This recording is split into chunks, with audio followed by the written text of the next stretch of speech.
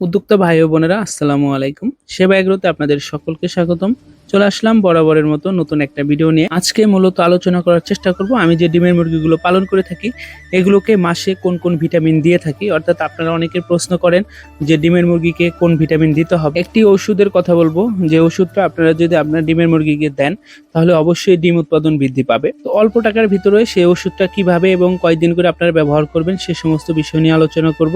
আশা করি সম্পূর্ণ ভিডিও জুড়ে আপনারা সাথে থাকার চেষ্টা করবেন ইনশাআল্লাহ। কম বেশি আমরা অনেকেই রয়েছি যারা ডিম পাড়া মুরগি পালন করে থাকি, হোক ফার্মি, সোনালী, টাইগার বা যে কোনো জাতির হোক না কেন, যারা আমরা ডিম পাড়া মুরগি পালন করে থাকি তাদের সবসময় চিন্তা ভাবনা একটাই থাকে, ডিম উৎপাদন বৃদ্ধি এবং মুরগিগুলো যেন ভালো থাকে।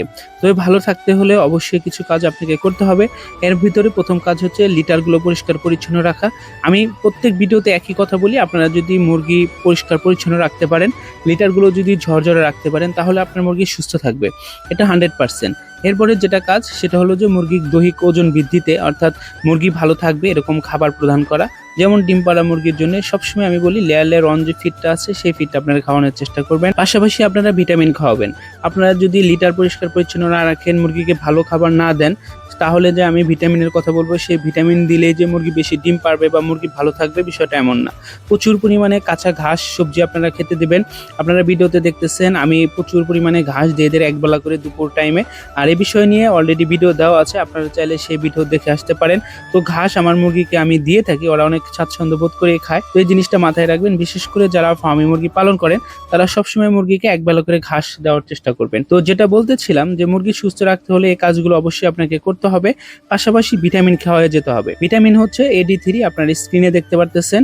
এটা আপনারা মাসে অর্থাৎ 2 মাসে অন্তর অন্তর একবার করে খাওয়ানোর চেষ্টা করবেন। অনেকেই আছি যারা শুধু সেল দেই, আসলে সেলের ভিতরে ভিটামিন টাই বেশি থাকে, এটাও কার্যকরী। তবে আপনারা যদি AD3 ব্যবহার করতে পারেন তাহলে ভিটামিন A এবং D3 সেই সাথে ভিটামিন পর্যাপ্ত পরিমাণ থাকে এই AD3 ভিতরে।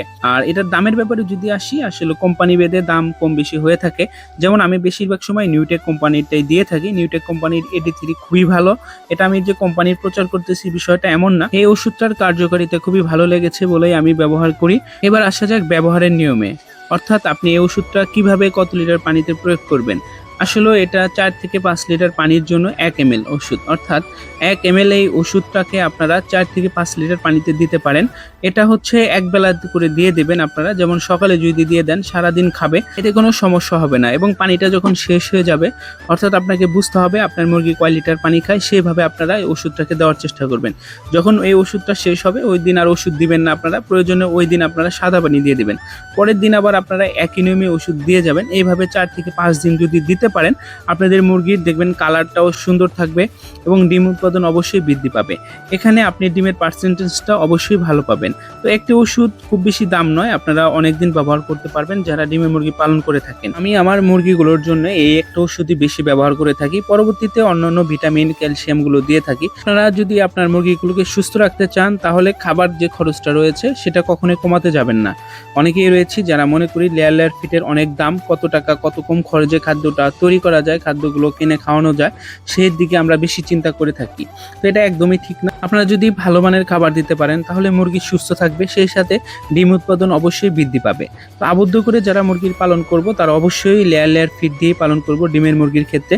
অন্যান্য খাবার আমরা কখনোই দিতে যাব না। একটা মুরগি 100 গ্রামের বেশি খাদ্য খায় না, বিশেষ করে ফার্মি মুরগির কথা বলতেছি, দেশি তো আরেকটা কম খায়। তো যদি আপনারা ঘাস দিতে পারেন একবেলা, তাহলে 90 থেকে 100 গ্রামের উপর খাদ্য একদমই খাবে না, এটাই স্বাভাবিক।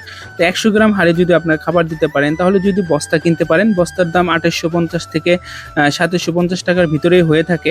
তো 57 থেকে 58 টাকা কেজিও যদি পড়ে, 60 টাকা কেজি হিসেবে ধরলেও প্রতিদিন 6 টাকা খাবে। তো যেহেতু প্রতিদিন ডিম দেবে না, 2 দিন অন্তর অন্তর একটা করে ডিম যদি ধরি, তাহলে 12 টাকা খেলেও আমার লস নেই বললেই চলে।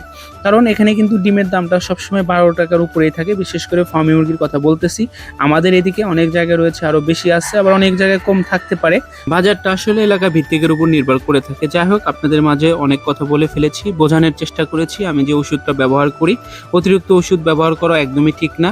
তো আপনার এই ওষুধটা অবশ্যই ব্যবহার করতে পারেন। কথায় কোনো ভুল হলে ক্ষমার দৃষ্টিতে দেখে নেবেন। আর এখনও যারা আমার চ্যানেলটা সাবস্ক্রাইব করেনি প্লিজ সাবস্ক্রাইব করে দিবেন। মুরগি সংক্রান্ত কোনো ভিডিও দেখতে চাইলে চ্যানেলটা ঘুরে আসতে পারেন। আসসালামু আলাইকুম।